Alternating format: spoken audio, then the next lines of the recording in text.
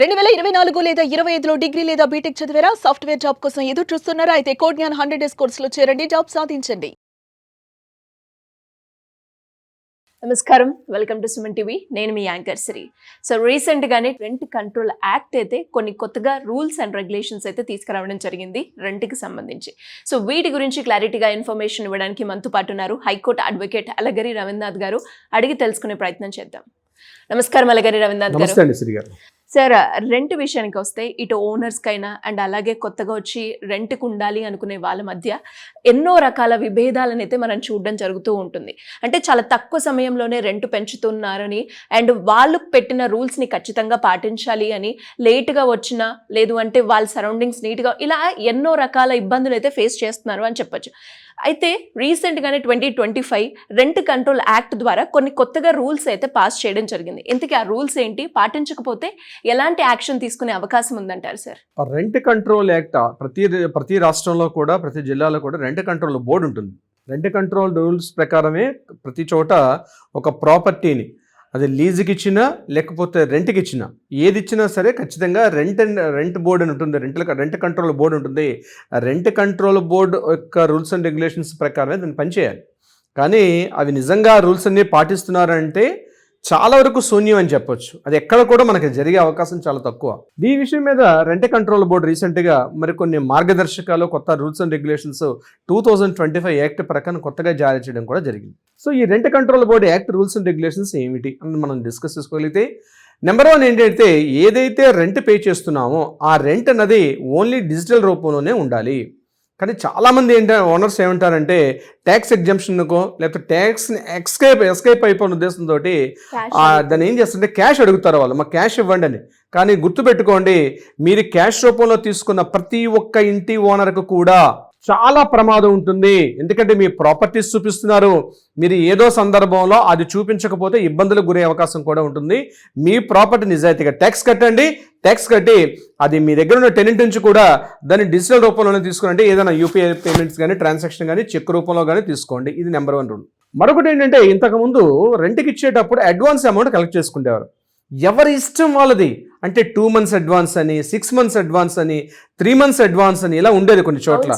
దీని మీద ఒక లిమిటేషన్ ఇచ్చారు. డొమెస్టిక్ హౌసెస్ అంటే ఒక ఫ్యామిలీ పోర్షన్గా దిగాలి, బేసిల్ కానీ లేకపోతే ఫ్యామిలీ పోర్షన్ దిగాలంటే only minimum is 2 months is the only advance amount. అది మహానగరాలైనా లేకపోతే పట్టణ ప్రాంతాలైనా 2 months is the advance amount అని చెప్పడం జరిగింది. అది డొమెస్టిక్గా తీసుకునే సందర్భంలో. ఒకవేళ కమర్షియల్ ప్రాంతంలో ఉంటే 3 months నుంచి 5 months వరకు కూడా తీసుకునే వెసులుబాటుని కల్పించారు ఈ యొక్క రెంట్ కంట్రోల్ బోర్డు యాక్ట్ ప్రకారం. So 2 months is the minimum ఒక అడ్వాన్స్ అమౌంట్ పే చేసుకోవాలి. ఇక మరొక ముఖ్యమైన విషయం అంటే, ఎప్పుడు పడితే ఆల్ ఆఫ్ సడన్గా, అంటే అర్థం ఏంటి, ఓనరు నా హౌసే కదా అని చెప్పి ఎప్పుడు పడితే అప్పుడు ఆ ఇంట్లోకి ప్రవేశించే ఆ హక్కు కూడా ఆ ఓనర్ కూడా లేదు. మరొక విషయం, వీళ్ళిద్దరి మధ్య ఉన్నటువంటి ఏదైతే ఒక అగ్రిమెంట్ ఉంటుందో, అంటే రెంట్ కంట్రోల్ అగ్రిమెంట్ అంటాం, మన రెంటల్ అగ్రిమెంట్ అంటాం. రెంట్ అగ్రిమెంట్ అన్నది ఇప్పుడు కొత్తగా ఒక యాప్ని తీసుకొస్తున్నారు, ఒక డిజిటలైజేషన్ చేయాలి. ఆ అగ్రిమెంట్ కూడా అక్కడ మనం నమోదు చేసుకోవాలి. రెంట్ కంట్రోల్ బోర్డులో ఉన్నటువంటి వాళ్ళ అఫీషియల్ రిజిస్ట్రేషన్ దగ్గర ఖచ్చితంగా ప్రతి ఒక్కది కూడా అక్కడ రిజిస్ట్రేషన్ చేసుకోవాలి. ఇంకా అది బహుశా ఇంప్లిమెంట్ అవడానికి కొద్దిగా టైం పెట్టే అవకాశం ఉంది. బట్ ప్రతి అగ్రిమెంట్ కూడా అక్కడ జరగాలి. మీరు రెంట్ ఉంటున్నారంటే అక్కడ బోత్ పార్టీస్ ఇద్దరు కూడా, అంటే ఎవరైతే టెనెంట్ ఉండాలి, at the same time owner కూడా, ఆ ప్రాపర్టీ ఎవరైతే ఓనర్ ఉండాలి ఇద్దరు కూడా అక్కడ రిజిస్ట్రేషన్ చేసుకోవాలి. ఆ అగ్రిమెంట్ కూడా అక్కడ రిజిస్ట్రేషన్ చేసుకునే అవకాశం ఉంటుంది. చాలా మంది ఏంటంటే 11 months వరకే అగ్రిమెంట్ రాసుకుంటారు. ఎందుకు 11 months వరకు రాసుకుంటారంటే, చాలా మంది తెలియని విషయం, మనకి యాక్ట్లో ఉన్న రూల్స్ ఏంటంటే బిలో 11 months రాసుకుంటే మీరు దాన్ని రిజిస్ట్రేషన్ చేసే అవసరం ఉండదు. అదే అబౌవ్ 11 months రాసుకుంటే తప్పనిసరిగా ఆ డాక్యుమెంట్ని రిజిస్ట్రేషన్ చేయాలి. That is the actual rule అనమాట.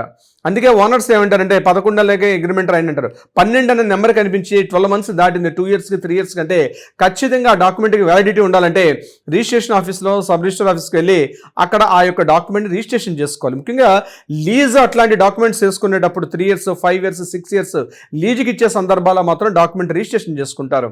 అందుకే 11 months ఆ రిజిస్ట్రేషన్ ఛార్జెస్ని కాస్త అవాయిడ్ చేసే ఉద్దేశంతో 11 months టైంని పెట్టుకుంటారు. ఇది ఒక పాయింట్. నెంబర్ 3, ఇక అక్కడ ఉన్నటువంటి క్లియర్ డీటెయిల్స్ అన్ని కూడా అగ్రిమెంట్లో మెన్షన్ చేసుకోవాలి. అంటే ఎన్హాన్స్ చేస్తున్నాడు, రెంట్ ఏమో ఇమీడియట్గా 2 months 3 months అవ్వగానే నాకు మీకన్నా ఎక్కువ డిమాండ్ వచ్చిందనో ఇంకొక టెనెంట్ వచ్చారని చెప్పి ఆ ఎన్హాన్స్ చేసే అవకాశం కూడా ఇక్కడ లేదు. అంటే అక్కడ రాసుకున్న అగ్రిమెంట్ ప్రకారం 1 year పాటు ఆగాలంటే 1 year పాటు ఇంటర్నేషనల్ మన ఆ రెంట్ని పెంచే అవకాశం ఓనర్కి లేదు. అంటే అక్కడ రాసుకున్న టైం ప్రకారం కూడా. సో ఎప్పుడైతే అగ్రిమెంట్ ఉంటుందో ఆ అగ్రిమెంట్లో ఉన్న రూల్స్ ప్రకారం కూడా మెయింటైన్ చేయాల్సిన అవసరం కూడా ఉంటుంది. సో దిస్ ఇస్ ఒక మోస్ట్ ఇంపార్టెంట్ పాయింట్, ఇది కూడా ఉంటుంది. మరొక ఇంపార్టెంట్ పాయింట్ ఏంటి, హాల్ ఆఫ్ సడన్గా హౌస్కి వచ్చి వేకెంట్ చేసేయమంటారు. రేపు నా మధ్య నాకు కాల్ చేయాలి, మా నైబర్స్ వస్తున్నారు, మా రిలేటివ్స్ వస్తున్నారు, మా అబ్బాయి వస్తున్నాడు యూఎస్ నుంచి, యూకే నుంచి మా వాళ్ళు వస్తున్నారు, అర్జెంటుగా ఇంటిని వేకెంట్ చేయమని చెప్పే అధికారం కూడా ఓనర్స్గా లేదు. బిఫోర్ ఏంటంటే అట్లీస్ట్ ఒక 2 months ప్రయారిటీ నోటీస్ ఇవ్వాలి, అట్లీస్ట్ 1 month ఒక ప్రయారిటీ నోటీస్ ఇష్యూ చేసి ఎప్పుడైనా వేకెంట్ చేయాలంటే తప్పనిసరిగా ఆ వేకెంట్ చేయమన్న పీరియడ్ లోపలే వేకెంట్ వెయిట్ చేసి అప్పుడు వేకెంట్ చేయాలి తప్పించి ఈరోజు ఇన్ఫార్మ్ చేసి రేపు మార్నింగ్ వేకెంట్ చేయండి, వీక్లో వేకెంట్ చేయండి అంటే అట్లాంటి అవకాశం మాత్రం ఈ కొత్త రెంట్ కంట్రోల్ బోర్డులో లేదు. ఎందుకంటే వాళ్ళకు కూడా ఫీజిబిలిటీ ఉండాలి, వాళ్ళకి పాసిబిలిటీస్ ఉండాలి, సో కొత్త చూసుకోవాలి. కాబట్టి హాల్ ఆఫ్ సడన్గా మీరు హౌస్ వేకెంట్ చేయడం అంటే ఇంపాసిబుల్ అని పదం వాడుతున్నాను. అందుకని వేకెంట్ చేసే ఉద్దేశంలో కానీ అదేవిధంగా మన రెంట్ యొక్క ఇది కూడా ఎన్హాన్స్ చేసే విషయంలో కూడా తప్పనిసరిగా అక్కడ మనకు మెన్షన్ చేసుకోవాలి అగ్రిమెంట్లో కూడా. ఈ బోత్ పార్టీస్ కూడా సిగ్నేచర్ చేసుకుంటారు. కాబట్టి ఇంకొక ఇంపార్టెంట్ పాయింట్ ఏంటంటే ఇప్పుడు ఓనర్ మీకు ఆ ఇంట్లో ఏమేం ప్రాపర్టీస్ ఇస్తున్నాడు అంటే కొన్ని చోట్ల ఏంటంటే ఫర్నిష్డ్ హౌస్ ఉంటుంది, కొన్ని చోట్ల అన్ఫర్నిష్డ్ హౌస్ ఉంటుంది. అన్ఫర్నిష్డ్ హౌస్ ఉంటే అన్ఫర్నిష్డ్ హౌస్ రాసుకోవాలి. ఫర్నిష్డ్ హౌస్ అయితే ఎన్ని లైట్స్ ఉన్నాయి, ఎన్ని ఏసీలు ఇస్తున్నారు, ఎన్ని ఫ్యాన్స్ ఉన్నాయి, అదేవిధంగా బాత్రూమ్ ఏంటి, టాయిలెట్స్ ఏంటి, ఇవన్నీ కూడా స్పెసిఫిక్గా రాసుకోవాలి. ఇక ఏమైనా డ్యామేజ్ జరిగితే అంటే ఒక మినిమం అప్ టు ఒక 2000 రూపీస్ వరకు డ్యామేజ్ అయితే టెనెంట్ బేర్ చేయాలి.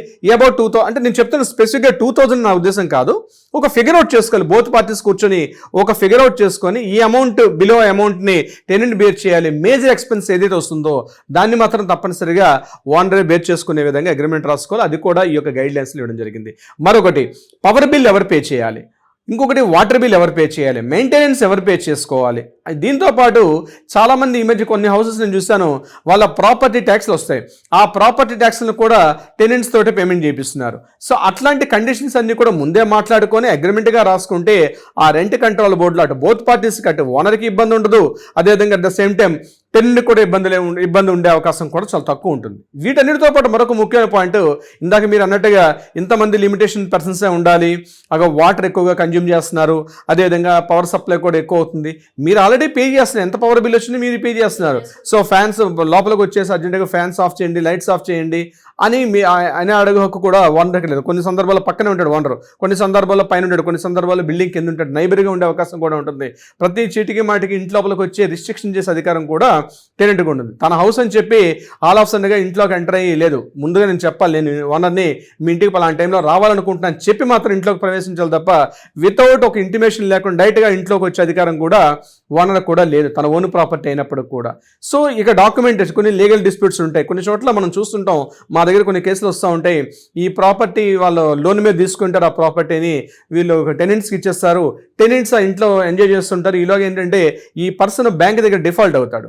బ్యాంక్ డిఫాల్ట్ అయితే బ్యాంక్ ఏం చేస్తుంటే ఎన్పిఐకి వెళ్ళిన తర్వాత బ్యాంక్ ఆక్షన్స్కి వెళ్ళిపోతాయి ప్రాపర్టీస్. ఆక్షన్స్కి వెళ్ళిపోతే బ్యాంకర్ ఏం చేస్తారంటే ఇంట్లో టెనెంట్స్ ఉన్నారా ఎవరైనా చూడకుండా టక్కన వచ్చేసి ఆ హౌస్ని సీజ్ చేసేసి లోపల వస్తువులను కూడా బయట పడేసి వెళ్ళిపోతారు.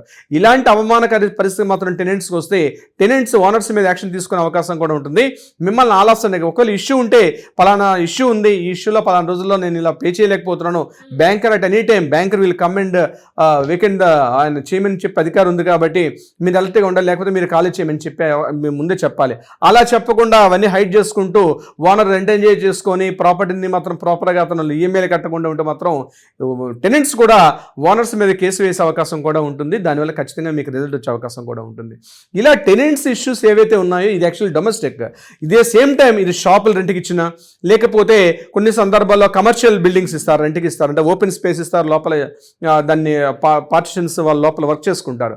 ఆ ఏదైతే వర్క్ చేసుకోవాలని విషయం మీద కూడా అంటే కొన్ని సందర్భాలు ఏం చేస్తారంటే పెద్ద కమర్షియల్ స్పేస్ ఇచ్చేటప్పుడు వాల్స్ కన్స్ట్రక్షన్ చేయకూడదని చెప్పి కొంతమంది మేధావులు ఏం చేస్తారంటే మహామేధావులు కొంతమంది ఉంటారు, వీళ్ళు ఏం చేస్తారంటే ఓనర్ ఎక్కడ ఉన్నాడు కదా బయట ఎక్కడ యూఎస్ఎల్ ఉంటారు కదా చెప్పి వాళ్ళ ప్రాపర్టీని తీసుకొని సబ్ లీజ్కి ఇచ్చేస్తారు వాళ్ళు పోయి. అంటే ఒక పోర్షన్ ఒక రెంట్ ఆయనకి ఇచ్చేస్తారు, ఇంకో పోర్షన్ ఇంకో రెంట్ ఆయన కూడా ఇచ్చేస్తుంటారు.